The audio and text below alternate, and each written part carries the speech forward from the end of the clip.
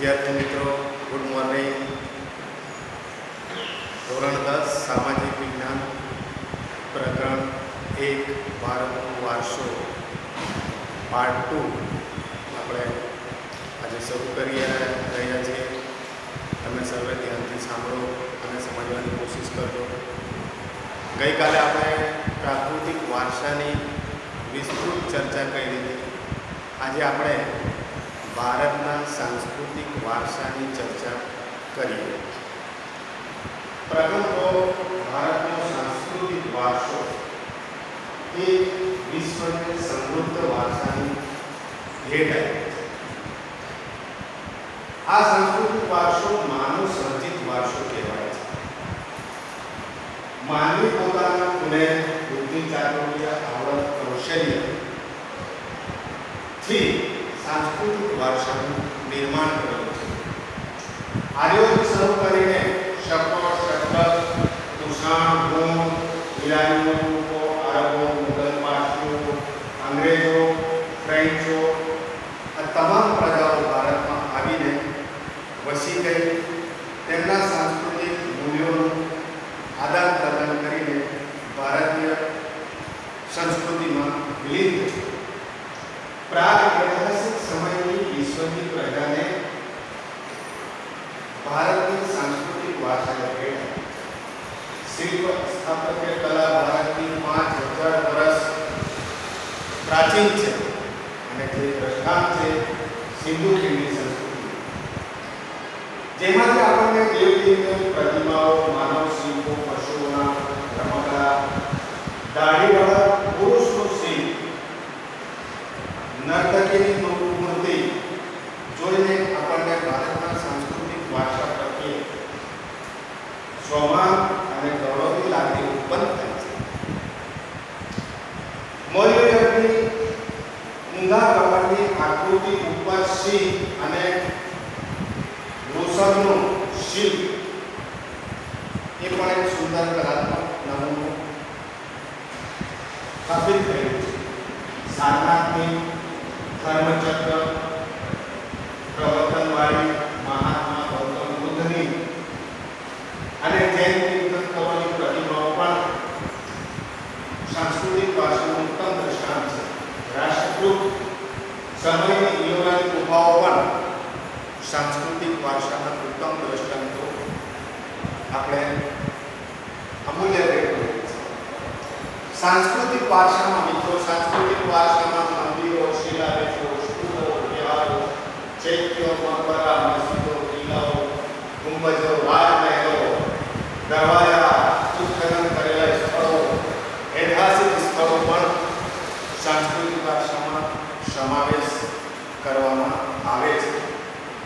ત્યાર પછી સ્વાતંત્ર્ય સંગ્રામના સ્થળો જેમ કે સાબરમતી આશ્રમ, દાંડી, બારડોલી, વર્ધા, શાંતિનિકેતન જે કોલકાતામાં આવેલું છે, અને દિલ્હી જે કેન્દ્ર શાસિત પ્રદેશ આજનું આપણા ભારત દેશનું પાટનગર રાજધાની તરીકે ઓળખાય છે. આપણા ભારત દેશમાં શોધખોળો જેમ કે ભાષા, લિપિ, અંકો, શૂન્યની શોધ, ગણિત, પંચાંગ, ખગોળ, લોખંડ, સાહિત્ય, ધર્મ, યુદ્ધશાસ્ત્ર, રથ, રાજ્યશાસ્ત્ર, પ્રાણીશાસ્ત્ર, પર્યાવરણની સુરક્ષા તમામ સાંસ્કૃતિક વારસામાં તેનો સમાવેશ થાય છે. હવે આપણે જોઈએ ગુજરાતનો સાંસ્કૃતિક વારસો. ગુજરાતના સાંસ્કૃતિક વારસામાં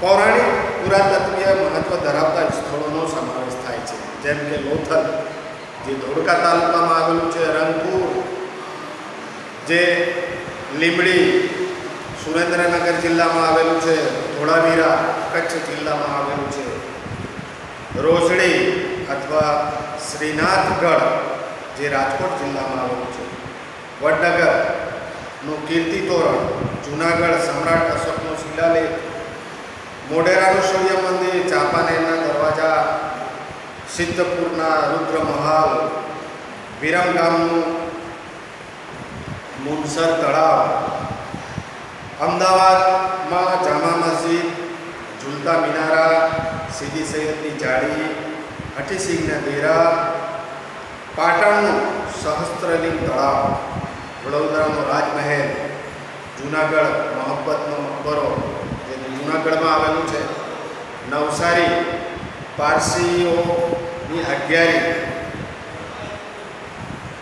આ તમામ સ્થળો ગુજરાતના સાંસ્કૃતિક વારસામાં એનો સમાવેશ છે. હવે આપણે ધાર્મિક મહત્ત્વ ધરાવતા સ્થળોની વાત કરીએ. ધાર્મિક સ્થળોમાં દ્વારકાધીશનું મંદિર જે દ્વારકામાં આવેલું છે, જગન્નાથ શંકરાચાર્યની શારદાપીઠ, 12 જ્યોતિર્લિંગો પૈકી સોમનાથ મંદિર, ઉત્તર ગુજરાતમાં અંબાજી જે સાબરકાંઠામાં આવેલું છે, બહુચરાજી જે મહેસાણા જિલ્લામાં છે, મહાકાળી માતાનું મંદિર જે પાવાગઢમાં આવેલું છે, મીરા દાતારની ઉનાવા જ્યાં બહુ મોટી દરગાહ આવેલી છે જે મહેસાણા જિલ્લામાં છે, જૈન તીર્થધર પાલિતાણા ભાવનગરમાં આવેલું છે, રણછોડજી રાયજીનું મંદિર જે ડાકોર ખેડા જિલ્લામાં આવેલું છે, શામળાજી જે અરવલ્લી જિલ્લામાં. ગુજરાતના આ ધાર્મિક સ્થળોનું પણ ભારતના સાંસ્કૃતિક અને ગુજરાતના સાંસ્કૃતિક વારસામાં એનો સમાવેશ થયો છે.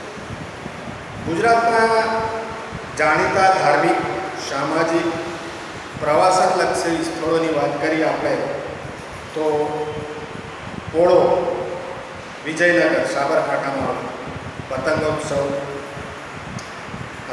કાંકરિયા કાર્નિવલ જે દર વર્ષે લગભગ ડિસેમ્બરની આસપાસ છેલ્લા વીકમાં એનો ઉત્સવ ઉજવવામાં આવે છે, તાનારીરી મહોત્સવ જે વડનગરમાં થાય છે,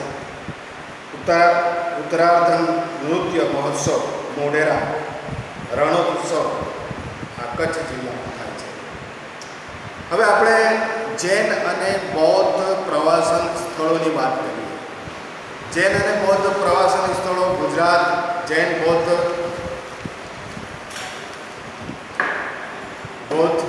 ધર્મનો પ્રચાર અને પ્રસાર કરવા માટે આ સ્થળોનું નિર્માણ થયું છે. વડનગર, તારંગા, ખંભાલિયા, જૂનાગઢ, શામળાજી, કોટેશ્વર, તળાજા, ઢાંક, ઝઘડિયા વગેરે સ્થળોએ આની ગુફાઓ પણ આવેલી છે. ગુજરાતના મેળાઓ જે પાઠ્યપુસ્તકમાં પેજ નંબર 4 ઉપર એક ટેબલ આપેલું છે, એમાં ગુજરાતના મેળાઓનું સ્પષ્ટ વિવરણ કરેલું છે. ગુજરાતના મેળાઓમાં મેળાનું નામ આપેલું છે, મેળાનું સ્થળ, કઈ જગ્યાએ મેળાઓ ભરાય છે અને મેળાની તારીખ, સમય અને તિથિ પ્રમાણે આ મેળાઓ ભરાય છે. જેમ કે મોઢેરાનો મેળો મોઢેરા મહેસાણા જિલ્લામાં આવેલું છે અને એ શ્રાવણ વદ અમાસમાં ભરાય છે. એવી જ રીતે બહુચરાજીનો મેળો, બહુચરાજી મહેસાણા ચૈત્ર વદમાં આ મેળો ભરાય છે. શામળાજીનો કાળિયા ઠાકોરજીનો મેળો જે શામળાજી અરવલ્લી જિલ્લામાં આવેલું છે, કારતક સુદ 11થી પૂનમ, ત્યાર પછી ભાદરવી પૂનમનો મેળો, ભવનાથનો મેળો, તરણેતરનો મેળો, ભડિયાદનો મેળો, નંકળનો મેળો, માધવપુરનો મેળો, બેઠાનો મેળો, મીરા દાતારનો મેળો, ડાંગ દરબારનો મેળો, ગોળ ગઢેડાનો મેળો જે દાહોદ જિલ્લામાં આ મેળા ભરાય છે અને ખૂબ ઉત્સાહપૂર્વક એમાં તમામ આદિવાસી પ્રજા એમાં ભાગ લેતી હોય છે. કાર્તિકી પૂર્ણિમાનો મેળો જે સોમનાથ મંદિર આવેલું છે ત્યાં ગીર સોમનાથ, ત્યાં આ કાર્તિક પૂર્ણિમાનો મેળો ભરાય છે, જે કાર્તિક સુદ પૂનમના સમયે ત્યાં મેળો ભરાય છે. અને ભંગુરિયાનો મેળો જે છોટાઉદેપુર જિલ્લામાં કવાંટ તાલુકામાં ત્યાંના આદિવાસી પ્રજાઓ આ ભંગુરિયાનો મેળો ભરે છે અને એ હોળીથી રંગ પાંચમ સુધી, હોળીનો તહેવાર જે દિવસે હોળી ઉજવવામાં આવે છે ત્યાર પછીના 5 દિવસ સુધી આ ભંગુરિયાનો મેળો પણ આપણા ગુજરાતના છોટાઉદેપુર જિલ્લામાં કવાંટ તાલુકામાં એની ઉજવણી થાય છે. ત્યાર પછી આપણે હવે ભારત ભૂમિ અને તેના લોકોની વાત કરીએ તો ભારતમાં સૌથી પ્રાચીન પ્રજા તરીકે અત્યારે જે હાલમાં પ્રાચીન પ્રજા જે છે એ અત્યારે આર્યોના આક્રમણના કારણે ભારતની અતિ પ્રાચીન પ્રજા તો દક્ષિણ ભારત તરફ ધીમે ધીમે હટી ગઈ. પણ આપણે પહેલી ભારતની પ્રાચીન પ્રજા જે છે અને પાઠ્યપુસ્તકમાં આપેલું છે તે પ્રમાણે નેગ્રીટો હબસી પ્રજા, આ પ્રજા ભારતની સૌથી પ્રાચીન પ્રજા તરીકે એની ગણના થાય છે. તેમના શરીરના લક્ષણો વર્ણે શ્યામ, 4 થી 5 ફૂટ એમની ઊંચાઈ અને એમના માથાના વાળ વાંકડિયા. અને એ લોકો આપણા ભારત દેશમાં આફ્રિકામાંથી બલુચિસ્તાનના માર્ગે થઈને આપણા ભારત દેશમાં એ આવ્યા હતા.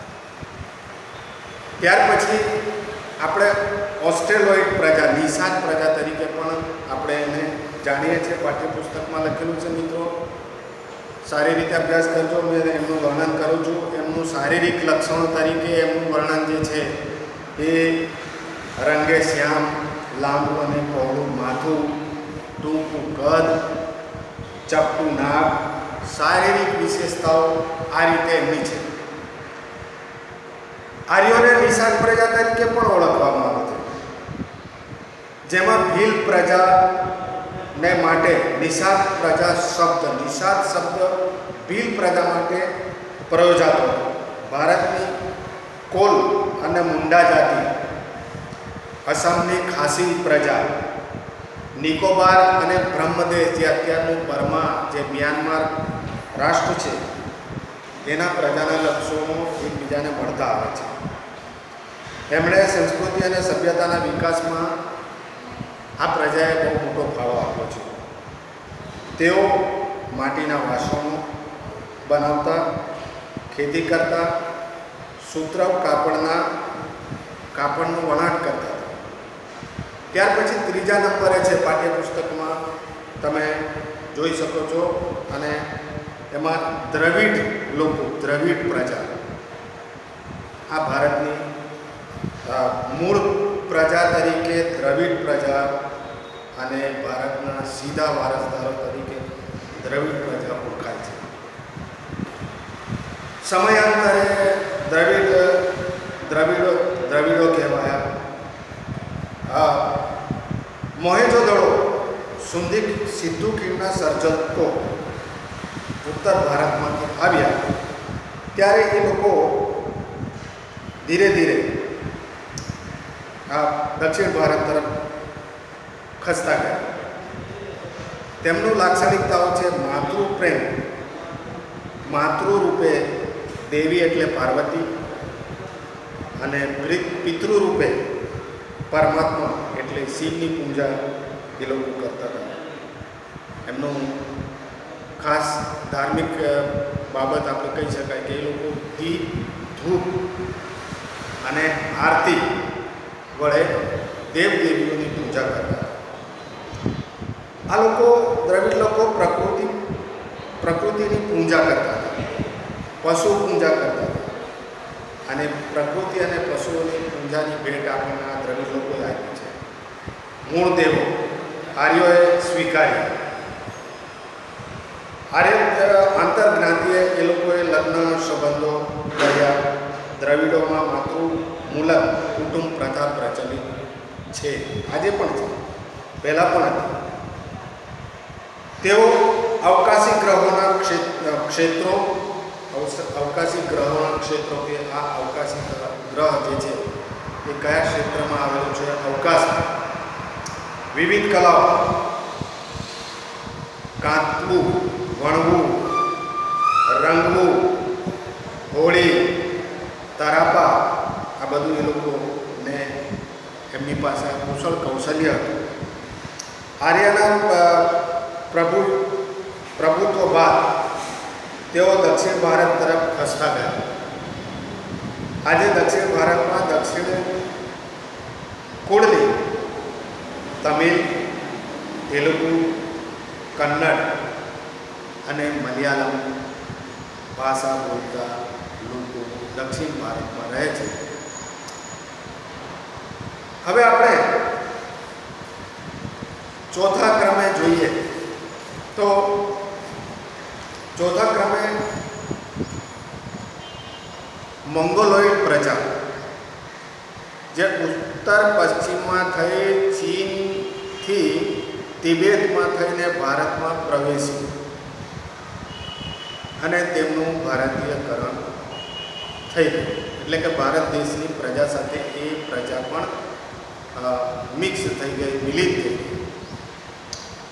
હવે આ મોંગોલોઇડ પ્રજાના લક્ષણો આપણે જોઈએ. આલ્પાઇન, ડિનારિક, આર્મેનોઇડ.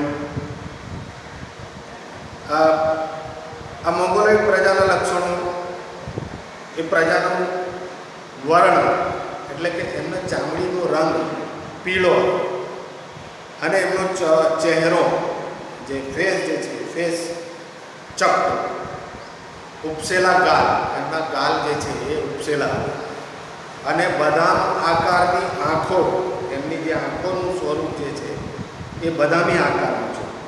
આ એમના શારીરિક લક્ષણો છે. આ મોંગોલોઇડ પ્રજા સાથે આલ્પાનાઇડ, ડિનારિક, આર્મેનોઇડ એ પણ આપણા ભારત દેશમાં મધ્ય એશિયામાંથી આવ્યા. આ ત્રણ જાતિઓ એક સમાન ભૌતિક ગુણધર્મો ધરાવે છે, ભૌતિક લક્ષણો ધરાવે છે. પ્રજાના અંશો આપણને ભારત દેશના મહારાષ્ટ્ર, બંગાળ, ઓડિશા, ગુજરાત અને સૌરાષ્ટ્રમાંથી આપણને પ્રાપ્ત થાય છે. હવે ત્યાર પછી જે ભારત દેશમાં જે પ્રજા આવી, જે પ્રાચીન પ્રજાઓ તરીકે પણ ઓળખાય છે, તે છે આર્ય પ્રજા. આર્ય ભારતીય સભ્યતાના નિર્માતા તરીકે નોર્ડિક લોકો ઓળખાય છે. પ્રાચીન કાળમાં હિન્દુઓ આર્યો કહેવાતા હતા. જે પ્રદેશમાં વસતી તેને પ્રદેશને આર્યવ્રત એવું નામ આપવામાં આવ્યું. આ પ્રજા ભારતના વાયવ્ય વિસ્તારમાંથી આવી છે. ત્યાં 7 મોટી નદીઓ વહેતી હોવાથી સપ્ત સિંધુ એવું આ આર્ય પ્રજાના વિસ્તારને નામ આપવામાં. વૈદિક કાળમાં અર્થવર્ણપૂર્ણમાં મિથિલા, જે બિહારમાં આવેલું છે, દક્ષિણ ભારતમાં વિંધ્યાચળ, અન્ય સમકાલીન પ્રજાઓ કરતાં આ પ્રજા, આર્ય પ્રજા વધુ વિકસિત હતી. આર્ય ભરત રાજા, ભરત કુળના નામ પરથી ભરત ભૂમિ, ભારત, ભરતખંડ, ભારત વર્ષ કે ભારત નામ આપવામાં. આર્યો પણ પ્રકૃતિ પ્રેમી, વૃક્ષ પ્રેમી, પહાડો, સૂર્ય, વાયુ, અગ્નિ, વરસાદ, આ તમામ પ્રકૃતિના તત્વોની પૂજા કરતા. તેમણે આ દરેકની સ્તુતિની રચના કરી છે. સમય જતાં વેદ પાઠ પ્રચલિત થયા. સમયાંતરે તેમાંથી ધાર્મિક વિધિઓ શરૂ થઈ. પછી ત્યારબાદ યજ્ઞ પ્રથા શરૂ થઈ. વિવિધ પ્રજાના લક્ષણો આ આર્ય પ્રજાએ અપનાવ્યા અને એક સમન્વય સંસ્કૃતિ પ્રજાનું આ આર્ય પ્રજાએ નિર્માણ કર્યું. બધી જાતિઓ વચ્ચે એમણે લગ્ન સંબંધો બાંધ્યા અને આ પ્રજા સંમિશ્રણ થઈ ગઈ ભારત દેશમાં. એમની રહેણી કરણી, અનેક ભાષાઓ, વિચારો, ધાર્મિક માન્યતાઓ અને એમણે સમન્વય કર્યો. સમન્વયકાળી સંસ્કૃતિનું આ આર્ય પ્રજાએ નિર્માણ કર્યું છે. તમને પ્રશ્ન પૂછી શકાય છે કે ભારતની આર્ય પ્રજાએ સમન્વયકાળી સંસ્કૃતિનું નિર્માણ કર્યું. વાલા વિદ્યાર્થીઓ, આ પ્રશ્નો પણ મેં જે બોલતો જાઉં છું, જે પાર્ટ એમાં તમને બોર્ડ ઉપર લખેલા છે, એ પ્રશ્નો તમારી નોટમાં તમારે નોંધ કરવાના છે. એના જવાબો પણ તમારે નોટમાં ઘેર બેસીને લખવાનું છે. અત્યારે આખા વિશ્વમાં પેન્ડેમિક કોવિડ-19નું જે પ્રસાર, જે બીમારી ફેલાયેલી છે, તેને ધ્યાનમાં રાખીને સરકારે દરેક બાળકને પોતાના ઘરે બેસીને અભ્યાસ કરે. તો વાલા વિદ્યાર્થીઓ, તમે ઘરે બેસીને અભ્યાસ કરજો. અમે પણ અહીંયાથી શાળામાં આ ક્લાસરૂમમાંથી મહેનત કરીને તમારા સુધી જે વિડીયો તૈયાર કરીએ છીએ, તમારા સુધી મોકલીએ છીએ, એનો ખૂબ ધ્યાનપૂર્વક વાલા વિદ્યાર્થીઓ સાંભળજો, વારે ઘડીએ સાંભળજો. તમારા મોબાઈલમાં અમે વિડીયો મોકલીએ છીએ, વિડીયો ખૂબ ધ્યાનપૂર્વક સાંભળજો. બહુ શાંતિથી, બહુ નાના, બિલકુલ ઓછી મિનિટોના વિડીયો બનાવીને તમારા સુધી અમે મોકલીએ છીએ. હવે શાળામાંથી પાઠ્યપુસ્તકો પણ તમારે લઈ જવાના છે. ટૂંક સમયમાં એની જાહેરાત થશે અને તમારા સુધી એ સમાચાર મોકલવામાં આવશે. તો હવે આપણે બીજી એક છેલ્લી નાનકડી વાત કરી લઈએ કે વારસાનું જતન અને રક્ષણ. અત્યારે આપણે વારસાના ઘણા બધા સ્થળો છે. વારસાના ધાર્મિક સ્થળો છે, સાંસ્કૃતિક સ્થળો છે, ઇમારતો છે, હવા ખાવાના સ્થળો છે, પર્વતો છે, નદીઓ છે, સરોવરો છે, ઇમારતો છે. આ તમામ ભારતના સાંસ્કૃતિક વારસામાં એનું ગણતરી કરવામાં આવે છે. અને આપણા રાષ્ટ્રના બંધારણમાં પણ આ વારસાના સંરક્ષણ અને વારસાના જતન માટે ભારતના બંધારણના અનુચ્છેદ 51 ભારતની નાગરિકની ફરજો, ભારતના સાંસ્કૃતિક વારસા, પ્રાકૃતિક અને સાંસ્કૃતિક વારસા